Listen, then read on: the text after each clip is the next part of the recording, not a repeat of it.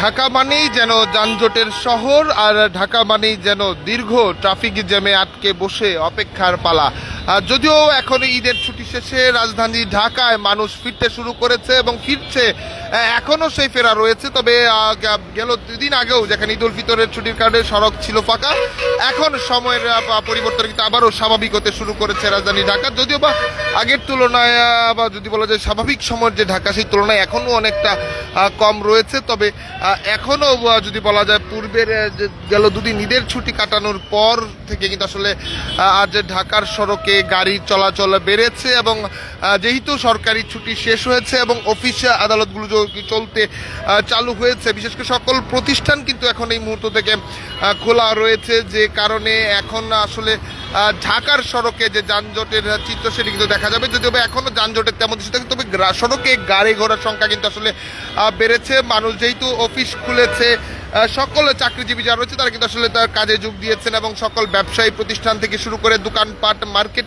সবকিছুই কিন্তু স্বাভাবিক রূপে ফিরে এসেছে, যে কারণে সড়কও কিন্তু অনেকটা স্বাভাবিক হতে শুরু করেছে। যেখানে দীর্ঘ ট্রাফিক সিগন্যালের ভোগান্তি আমরা লক্ষ্য করেছি, যদিও বা সময় বাড়ার সঙ্গে সঙ্গে বা দিন ছুটি শেষ হয়েছে, এখন মানুষ ঢাকায় ফিরছে এবং সেই ফেরার পরের চিত্র কিন্তু এখন এটি। যদিও বা কিছুদিন আগে আমরা কিন্তু এই শাহবাগের চিত্র দেখেছিলাম, ঈদের ছুটিতে কিন্তু পুরো এক ধরনের ফাঁকা ঢাকা দেখেছিলেন। আবারও ঈদের ছুটি কাটিয়ে মানুষ কিন্তু নগরবাসী ঢাকায় ফিরেছে এবং ফেরার পর এখন আবার কর্মময় জীবন এবং কর্মমুখী হয়ে রাজধানী ঢাকা কিন্তু তার যে পুরাতন যে রূপ এবং স্বরূপ যদি বলা যায়, স্বাভাবিক কর্মময় ঢাকা, কর্মমুখী ঢাকায় কিন্তু পরিণত হয়েছে। ট্রাফিক পুলিশরা ব্যস্ত সময় পার করছে এবং ঠিক সেমনিভাবে গণপরিবহনের সংখ্যা কিন্তু বেড়েছে, যেটি কিনা আমরা ঈদের দিন ঈদের একদিন আগে থেকে শুরু, ঈদের একদিন পর 2 দিন পর পর্যন্ত, তৃতীয় দিন পর্যন্ত কিন্তু আমরা আসলে লক্ষ্য করেছিলাম যে সড়কে যান চলাচল কিন্তু ছিল না বললেই চলে। এবং তবে আজ দেখছেন যে সকল ধরনের সকল রুটের যে গণপরিবহনগুলো রয়েছে সেগুলো কিন্তু চলছে। যদিও বা আমরা কিছুক্ষণ আগে লক্ষ্য করেছি গুলিস্তান থেকে শুরু করে পারবে সব জায়গায় কিন্তু এক ধরনের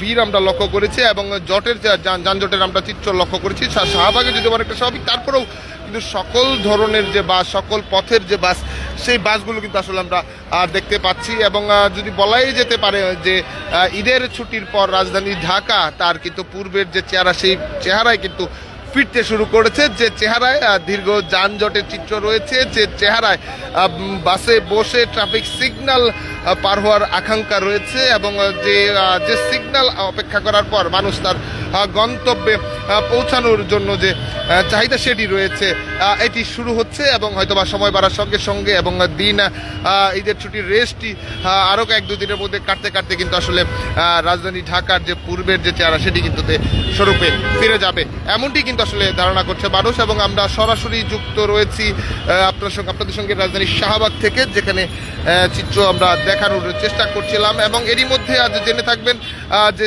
পুরো ঢাকায় কিন্তু বিভিন্ন কর্মসূচি ঘোষণা হয়েছে, বিশেষ করে প্যালেস্তাইনের সমর্থনে সেটি কিন্তু কর্মসূচি শুরু হয়েছে। এবং আমরা সকাল থেকে, গতকাল রাত থেকে লক্ষ্য করেছি ঢাকা বিশ্ববিদ্যালয় করেছে, মিছিল করেছে।